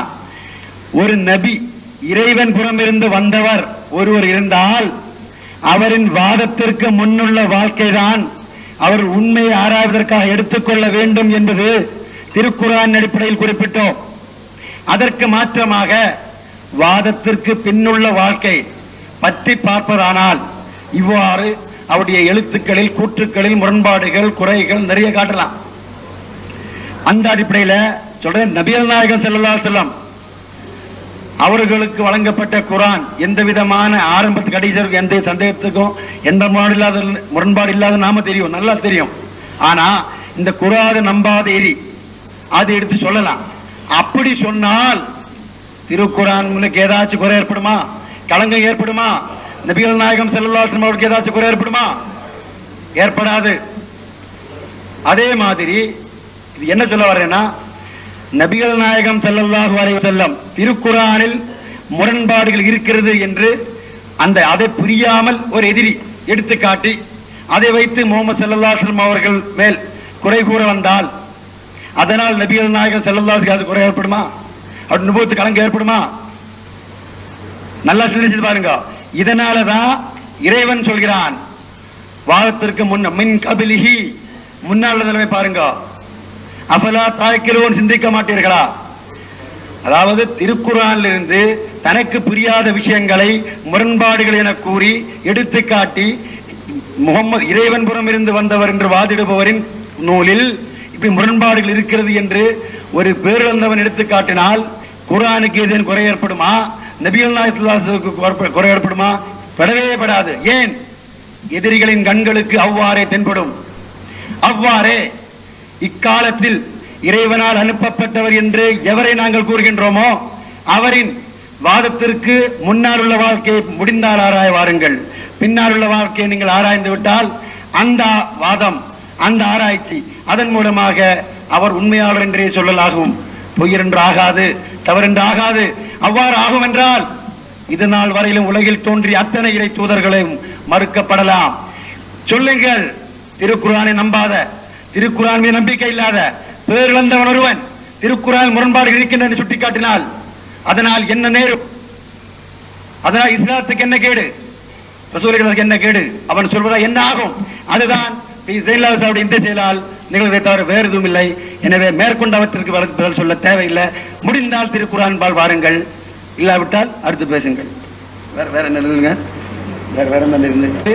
ஆனா இன்னொன்னு இருக்கு, நம்ம மனிதன்கிற நமக்கு அந்த மாதிரி பார்க்கும்போது வேற சில விஷயங்கள் இருக்கு. உதாரணம் ஒரு கேள்வி கேட்டாரு, சவால் விட்டது அல்லாஹ்வுடைய சவால். அதாவது திருக்குர்ஆனுக்கு நிகராக அல்லது ரசூலுல்லாஹை விட மேலான என்னமோ அல்லாஹ்ங்கிற வாதம் பண்ண மாதிரி கருத்தை கொண்டாரு. தஃப்சீர் குல் ஃபஅது பி சூரத்தின் மின் மிஸ்லிஹி என்று அழைத்தார். இது போன்ற ஒரு வசனத்தை கொண்டு வாருங்கள் என்று நபிகள் நாயகம் ஸல்லல்லாஹு அலைஹி வஸல்லம் அவர்கள் உண்மைக்காக எதிரிகளிடம் கேட்குமாறு அல்லாஹ் சொன்னான். திருக்குர்ஆனில் வரக்கூடிய ஒரு வசனம், அதாவது நபிகள் நாயகம் ஸல்லல்லாஹு அலைஹி வஸல்லம் அவர்கள் இறைவன் புறம் இருந்து வந்தவர், உசூர் அவர்கள் கிடைக்கக்கூடிய வஹியானது திருக்குர்ஆன் ஆனது இறைவன் புறம் இருந்து வருகிறது என்ற வாதத்தை மறுக்கக்கூடிய எதிரிகளிடம் இது இறைவன் கூட்டு இல்லை என்றால், மக்களால் உண்டு பண்ணக்கூடிய என்றால், பிறரின் உதவியால் இட்டு கட்டக்கூடிய ஒன்றுதான் என்றால், இது போன்ற ஒன்றை நீங்களும் கொண்டு வாருங்கள். அப்படி ஒரு சவாலிட அல்லாஹ் கூறுகிறான் குர்ஆன்ல.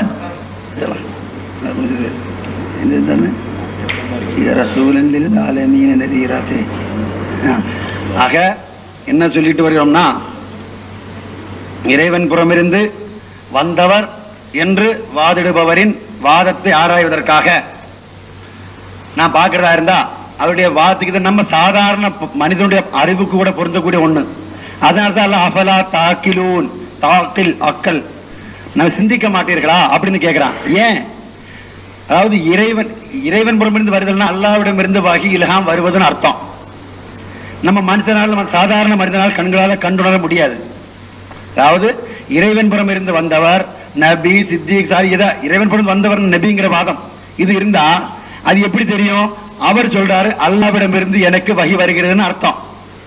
இந்த விஷயத்த அல்லாஹ்விடம் இருந்து அவருக்கு வகி வருகிறதா இல்லையா, இத கண்களால் நம்ம பார்க்க முடியாது, மனித கண்டறிய முடியாது. அப்போ ஒரு ஆள் சொல்றதா இருந்தா அது சொல்றதானா, அது சரிதானா தெரியறதுக்காக அல்லாஹ் சொல்றான். ஒருவரை அப்படி அல்லாஹ் தேர்ந்தெடுக்கணும்னு இருந்தா ஏற்கனவே அவருடைய வாழ்க்கை புனிதமாக இருக்கும், தூயதாக இருக்கும். இதை நாம செயல் எப்படி பார்க்கிறோம்? சுன்னத்துல நபிகள் நாயகம் ஸல்லல்லாஹு அலைஹி வஸல்லம் வாழ்க்கையில ரசூலுல்லாஹ் ஸல்லல்லாஹு அலைஹி வஸல்லம் அவர்கள் பற்றி சதூக், அமீன் என்றெல்லாம் பட்டம் பெற்றவர்கள். ஒரு நாள் அந்த சஃபா மலை மேல ஏறி இப்படி கூப்பிட்டு சொன்னாங்கல்ல, அப்ப எல்லாரும் என்ன சொல்றாங்க? அமீனுன் சதூக்கும் மா ஜர்ரப்னா அலைக இல்ல சித்கு, உங்களை எப்பவுமே நல்லவராகவே பாட்டிருக்கோம்னு சொல்றாங்க. அதுக்கப்புறம் நான் உங்களுக்கு வரவிருக்க தண்டனை ஒன்று குறித்து எச்சரிக்கிறேன்னு சொன்ன உடனே நபின்னு சொல்லலாங்க,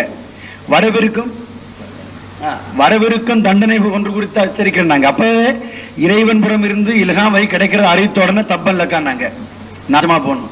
அதாவது எப்பவுமே இறைவன் புறம் இருந்து வந்தவர் என்று வாதிடுபவருக்கு அந்த வாதம் நிகழ்ற நாள் இருந்துதான் எதிர்ப்பு இருக்கும். அதற்கு முந்தின நாள் வரையிலும் எல்லாரும் நல்ல பேர் வாங்கப்பட்டிருப்பார். அதான் யா சாலே சொன்ன சாலினை பற்றி உங்களை பார்த்து ரொம்ப நல்லா நாங்க எதிர்பார்த்து இருந்தோம், நல்ல மனுஷன் இந்த மாதிரி கட்டு போயிட்டேன்னு அப்புறம் கேட்பாங்க. இப்படி இது சாதாரண மனிதனால் கூட உணர்ந்து கொள்ளக்கூடிய விஷயம். அல்லாஹ் குர்ஆன்ல சொல்றான். நபிகள் நாயகம் ஸல்லல்லாஹு அலைஹி வஸல்லம் வாழ்க்கையிலே ஒரு முன்மாதிரியாக சுன்னத்தான பார்க்கிறோம். ரசூலுல்லாஹ் மதிக்கக்கூடிய உம்மத்தே முஸ்லிமாவை சேர்ந்த நாம், திருக்குர்ஆனை மதிக்கக்கூடிய நாம் அதைத்தானே எடுக்க வேண்டும். ஆனால் நம்முடைய பி ஸைனுல் சார் அவர்கள் என்ன சொல்லாரு, அதுல கொஞ்சம் சேர்க்கணும்.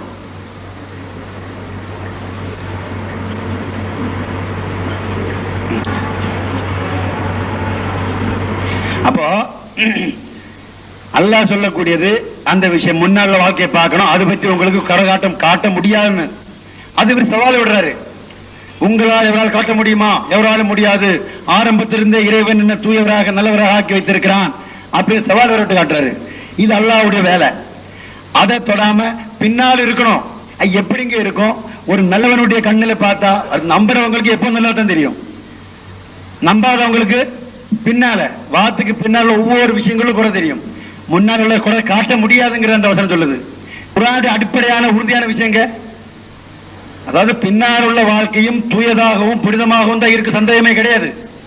நபியாக அல்லது அல்லாஹ்விடம் இருந்து அனுப்பப்படக்கூடியவருடைய வாழ்க்கை முழுக்க முழுக்க முற்றிலும் தூயதாகவே இருக்கும், சந்தேகமே கிடையாது.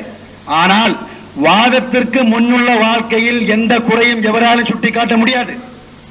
வாழ்க்கைக்கு பின்னுள் வாதத்திற்கு பின்னுள்ள வாழ்க்கையில் குற்றங்குறை சொல்லிக் கொண்டிருப்பது அவரை மறுப்போரின் வழக்கம். அது செல்லாங்கிறது அல்லாஹ் சொல்கிறான். உங்க ஆராய வேண்டும் என்றால், அவர் உண்மை ஆராய வேண்டும் என்றால் வாதத்திற்கு முன்னுள்ள வாழ்க்கையை பாரும், ஒரு குறை கூட உங்க சுட்டி காட்ட முடியாது. அடுத்து என்ன சொல்ல வந்ததுன்னா வேற சில விஷயங்கள் போட்டு அல்லாஹ்னு வாதம் பண்ண அல்லாங்கிற மாதிரி பேசினாரு. அவர் குர்ஆன் எங்களுடைய இது வாதம் பண்ற நாம தான் ஒரு வார்த்தை வச்சிருக்கோம், அதை மறுக்கல தொடல ஏற்றுக்கொண்டிருக்காரு. எப்படி ஏற்றுக்கொண்டிருக்காரு? இன்னும் இது சொல்லிட்டே இருப்பேன், எனக்கு போர் அடிக்காது. என்னன்னா அல்லாஹ்வுடைய வசனம், அதில் நாம் புரிந்து கொள்வது அரைகுறையாக உண்மையை ஏற்றுக்கொள்றாரு. ஆனா அதன்படி இவர் ஆராயறதுக்கு தயாராக இல்ல. ஆராயக்கூடிய சமயத்தில் இன்னொன்னு போடுறாரு, புது சட்டம், பின்னால் வாழ்க்கை தூய்மையா இருக்கணும். நபியுடைய வாழ்க்கை தூய்மையா இருக்கணும். முன்னால பார்க்க சொல்றேன், ஏன் பார்க்க மாட்டாங்க? பின்னால அவர் நபி வாதம் பண்ணதுக்கு அப்புறம் இதை குறை சொல்லிட்டே இருப்பாங்க. அவருடைய கண்களுக்கு குறை தான் தெரியும். எனவே நீங்க கேட்கும் எல்லா ஆட்சேபனைக்கும் இவருடைய நூலில் இருந்து எங்கிருந்து எந்த ஆட்சேபனை கேட்டாலும் திருக்குர்ஆன் ஹதீஸ் அடிப்படையில் பதில் கட்டாயம் சொல்வோம். ஆனால் திருக்குர்ஆன் கூறும் வழியில் வர வேண்டும், உங்க இஷ்டத்துக்கு சொல்ல முடியாது. ஏன்னா பிமாலா தகவான் இதுக்கு முன்னாலேயும் மக்கள் நபி வந்தால் அவர்களுடைய மனம், அவருடைய உள்ளம் சொல்லும் அளவுகோலில் அளக்க பார்த்தால் ஒரு நாளும் உண்மையை உணர முடியாது. எனவே குர்ஆன் பால் வாருங்கள். அடுத்து இது இரண்டாம் முறை சொல்லி வரேன். ஃபாத்துபி சூரத்து மின் மிஸ்லிஹி, நபிகள் நாயகம் ஸல்லல்லாஹு அலைஹி வஸல்லம் அவர்களுக்கு இறங்கிய திருக்குர்ஆன் இறைவனால் அவர்களுக்கு இறக்கப்பட்டது என்பதற்கு ஆதாரமாக ஃபாத்துபி சூரத்து மின் மிஸ்லிஹி, இது மாதிரி ஒன்றை எதிரிகளால் எவராலும் கொண்டு வர முடியாது என்று அறிவிக்க அல்லாஹ் சொன்னான். குர்ஆனில் இடம்பெற்றிருக்கு. இதிலிருந்து நாம் என்ன உணர்கிறோம் என்றால், அல்லாஹ்வால் அறிவிக்கப்படக்கூடிய வகையில் கிடைக்கப்படக்கூடியவர் சாதாரண மனிதர் போன்று இருக்க மாட்டார்கள். அவருக்குடைய கலாம், அவருடைய இறை அறிவிப்பு வகைகள் எல்லாம் வலுவானதா இருக்கும். எந்த மனிதனாலும் தொட முடியாது. அது போன்ற மனிதனால இட்டு கட்ட முடியாது. திருக்குர்ஆனுக்கு அந்த சிறப்பு இருக்கு. அத மாதிரியான ஒரு நூல் கிடையாது. அதான் திருக்குர்ஆன் சொல்லுது, ஃபௌதூபி சூரத்து மின் மிஸ்லிஹி, இது போன்ற இதுல தப்பா கூடாது. திருக்குர்ஆனை பார்த்து இது போன்ற எவராலும் கொண்டு வர முடியாது சொல்றதில்ல. இதிலிருந்து நாம் புரிய வேண்டியது, அல்லாஹ்வுடைய இறை தொடர்புடைய ஆள், இறைவனுடைய நபி இருந்தா அவருக்கு இந்த மாதிரி விஷயம் இருக்கும். அங்க அல்லாஹ் இறக்கிய வசனங்களை போன்று ஒன்றை எவராலும் கொண்டு வர முடியாது என்று கூறும்படி அல்லாஹ் முஹம்மது ஸல்லல்லாஹு அலைஹி வஸல்லம் அவர்களை பார்த்து அவர் உண்மைக்கு சான்றாக சொல்கிறான். இங்க என்ன உண்மைக்கு சான்றாக, இவருடைய உண்மைக்கு சான்றாக இவர் சொல்றாரு, நம் இருவருள் எவர் உண்மையாளர் என்று அறிய அவருடைய திருக்குர்ஆனின் உண்மையை உலகிற்கு உணர்த்துவது. எல்லா ஆலிம்களும், எல்லா உலமாக்களும், எல்லா ஷேக் மஷா எல்லாருடைய நோக்கம் என்ன? இன்னைக்கு உலகத்துல மூமின் முஸ்லீம்களுடைய பெரியவர்கள் எல்லாருமே மக்களுக்கு திருக்குர்ஆன் ஞானங்கள் எடுத்துரைக்க வேலை பார்த்துட்டு இருக்காங்க. யாரும் இது இல்ல. இப்ப இங்க இருக்கணும்னா பெரும்பாலும் இந்த உலமா அத்தனை பேரும் திருக்குர்ஆன் ஞானத்தோட தான் இருக்காங்க. இத மாதிரி அந்த காலத்தில் இருந்திருக்காங்க. அப்போ அவருடைய வாதம் என்னன்னா, இந்த காலத்தில் திருக்குர்ஆன் உண்மையான ஞானங்களை உலக மக்களுக்கு உணர்த்த இறைவன் புறம் இருந்து ஞானம் பெற்று வஹீலாம் பெற்று நான் அறிவித்துக் கொண்டிருக்கிறேன். இந்த விஷயத்தில் நான் திருக்குர்ஆனுடைய விளக்கம் சொல்லுவதில், திருக்குர்ஆன் புதிதாக இறங்குவதில் இல்ல, இறைவன் புறமிருந்து கிடைக்கின்ற அறிவிப்பின் அடிப்படையில், ஞானத்தின் அடிப்படையில் திருக்குர்ஆனுக்கு விளக்கம் எழுதுகிறார். குர்ஆன் தான் மாத்தங்கள் இது இல்ல, ஒரு குர்ஆனுக்கு விளக்கம் எழுது, அதனுடைய தத்துவங்களையும் கருத்துக்களையும் விளக்குவதற்கு எனக்கு சிறப்பான அருள் ஆற்றல் பெற்ற இறைவன் புறம் இருந்து இந்த விஷயத்தில், இந்த வாதத்தில் நான் உண்மையாளர் என்பதற்கு ஆதாரமாக நான் சொல்றேன். நானும் எழுதுறேன், நீங்களும் எழுதுங்க. ரெண்டு பேருடைய வாதம் என்னது? உலக மக்களை போதிப்பதற்காக, உலக மக்களுக்கு திருக்குர்ஆனின் ஞானங்களை விளக்குவதற்காக பாடுபடுகிறோம். நான் அதற்காக சிறப்பான இறை அருளையும் இறை உதவியையும் பெற்றிருக்கிறேன் என்பது ஹதரத் அஹ்மத் அவர்களுடைய வாதம். அப்போ உலக மக்களுக்கு திருக்குர்ஆனின் ஞானத்தை எடுத்துரைக்கும் விஷயத்தில் மற்ற அக்கால உலமாக்களை விட இறைவன் புறமிருந்து சிறப்பான அருளும் ஆற்றலும் பெற்றிருக்கிறேன் என்ற வாதமுடைய அகமது அவர்கள் தங்களுடைய இந்த வாதத்தில் உண்மையாளர் என்பதற்கு ஆதாரமாக இது போன்ற நானும் எழுதுகிறேன், நீங்களும் எழுதுங்கள், ரெண்டு பேரும் தனிப்பட்ட முறையில் குறிப்பிட்ட வசனத்துக்கு விளக்கம் எழுதுவோம். அந்த விளக்கத்தில் குறிப்பிட்ட நாள் வைக்கிறது அல்ல, அவர் என்ன இறைவனோடு ஒப்பிட்டு சொல்ல பார்த்தாங்க கிடையாது. திருக்குர்ஆனுடைய அந்த வசனம் இருக்க ஃபாத்துபி சூரத்து மின் மிஸ்லிஹிங்கிறது நிலையானது, மாறாது, அசையாது, எப்போ அப்படியே இருக்கும், அப்படியே இருக்கும். இதுக்கு அப்படி இல்ல. ஏன்னா அது அந்த குறிப்பிட்ட காலத்தை அந்த இடத்துக்கு அவர் சொல்றாங்க. அந்த காலத்து மக்களுக்கு போதிக்கு ரெண்டு பேரும் ஒரே மாதிரி ஆட்கள், அந்த காலத்து எதிரிகள், அவங்களுடைய எதிரிகள். அப்போ விரிவுரை எழுதுறதுக்கு கூப்பிடுறாங்க. என்ன சொன்னாங்க? வாங்க, குறிப்பிட்ட நாம சில வசனங்களை திறந்திருப்போம், இருந்து விரிவுரை